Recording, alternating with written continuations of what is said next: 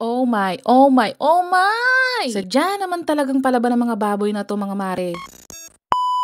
For today's video nga mga mare, magluluto tayo ulit. Ang tagal ko na nga kasing nagke-crave dito. Kaya naman naisipan ko na ito ang iluto ko for today's video. Siyempre lulutuin lang naman natin ang ating pangmalakasang pork steak. Pork steak! Maganda-ganda nga itong baboy na nabili ko mga mare. Sana lahat ng baboy maganda. Char! Maganda naman talaga tayo mga babae kahit tayo ay matataba. At least walang tapon. Kain lahat. O diba? At kung mapapansin nyo mga mare, hindi nawawala ang ginisa mix pag ako ang nagluluto. Pag sa tingin natin pantay-pantay na yung kulay nila, ilagay na natin ang toyo. Toyo mare ha, hindi yung toyo sa ulo mo. Hindi masarap yan.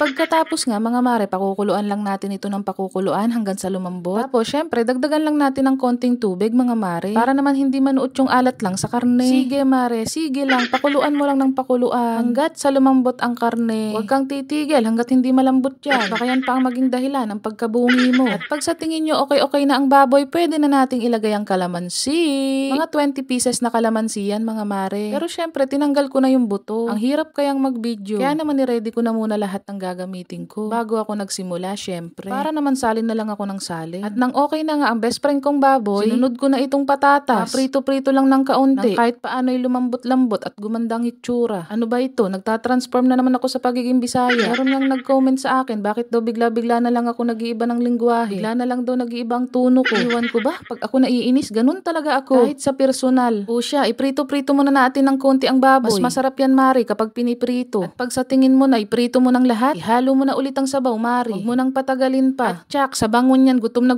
ang iyong mga kasama sa bahay. Ilagay mo na yung pinirito mong patatas kanina. Halu-haluin mo hanggat mahilo siya. Pagka nahalo mo na, ilagay mo na yung natira mong sibuyas. Nagtitira talaga ako ng sibuyas para sa final. Mas maganda kasi sa paningin kapag hindi lasog-lasog ang sibuyas na yan. Ay, ang sibuyas na yan, pan-design lang naman dyan sa harapan, sa ibabaw. Pampabango at pampaganda na rin. Para naman kagaya ng kakilala ko. Kahit amoy onion, maganda pa din. Ay siya, wag ka na mag-comment. Baka ma-mention pa kita din eh. At pagkatapos nga, ilagay mo na ang itlog na pinalaga mo sa iyong mama. Tapos imekos-mekos mo lang yan. Tapos nyan, isang kulo na lang, okay na yan. Pwede mo na yan i-plating. Ihain mo na sa iyong pamilya. At magsikain na kayo. O siya, kumuha na kayo ng bahaw. Tara't sabay-sabay na tayong kumain. O siya, hanggang dito na lang din at ako'y nagugutom na. Ayun lang.